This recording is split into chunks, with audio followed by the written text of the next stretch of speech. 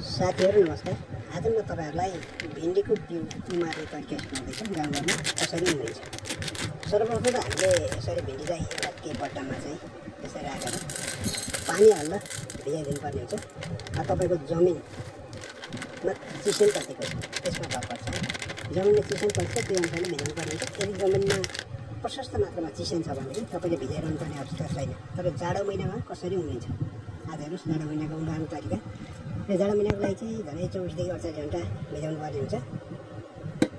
मौका परे 60 घण्टै भिजाउनु पर्ने हुन्छ। तर मैले चाहिँ 48 घण्टा भिजाएको छु। र खासै चिसन चाहिँदैन।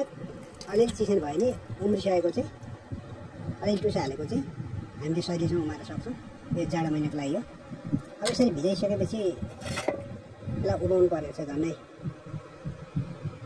1-1.5 घण्टा उबाउनु पर्ने हुन्छ। मैले चाहिँ एउटा मास्कको प्रयोग गरेँ र त्यसमा बनाएँ। मास्क किन एउटा पानी सोध्छ त्यसले। यसलाई भिजाउन पानी प्रशस्त भएको छ। चिसो माटो छ भनेदेखि चाहिँ तपाईँले भिजाइरहनु चाहिँ पर्दैन है। किनभने माटो चाहिँ चिसो हुनु पर्यो र मैलो पनि हुनु पर्यो। मल छैन भने पनि उम्रिनेवाला छैन। कि मल कि चिसो दुइटै बराबर हुनुपर्छ। अनिखेर मात्र उम्रिन्छ। रुखो माटोमा यो त्यति उम्रिँदैन है। त्यस्तो खालको छ यो। मैले रुयाको प्रयोग गरेँ त्यसलाई उबाउनको लागि। तपाईँ चाहिँ उबाउनु होला। रुई हाल्दै मैले, किनकि रुयाले पानी सोध्ने हुँदाखेरि चाँडो उबाउँछ।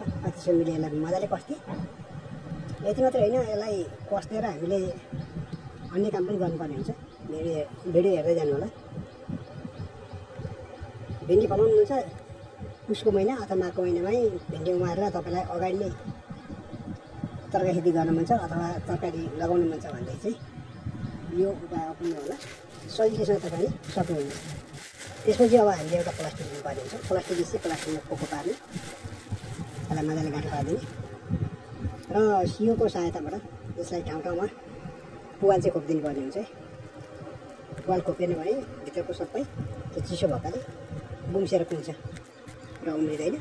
ठाउँ ठाउँ पुवाल खोपिदिनु होला। कुनै पनि बिरुवा उमार्नुपर्छ भनेदेखि, उमार्न मन छ भनेदेखि पहिले हामीले के गर्नु पर्यो, यसलाई यसरी पोको पारिसकेपछि ठाउँ ठाउँ पुवाल चाहिँ खोपिदिनुपर्छ। जेसुकै होस् यसरी पुवाल पारिदिएपछि त्यो चाँडोभन्दा चाँडो उम्रिन्छ।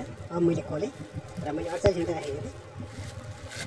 तपाईँले चाहिँ 24 घण्टा राख्नु होला। चिसन छ भने पर्दैन है। चिसन छैन भने चाहिँ तपाईँले यसरी चाहिँ अब मैले खोलेर हेरेँ। खोलेर हेर्दाखेरि त्यहाँ टुसा आइसकेको देख्न सक्नुहुन्छ।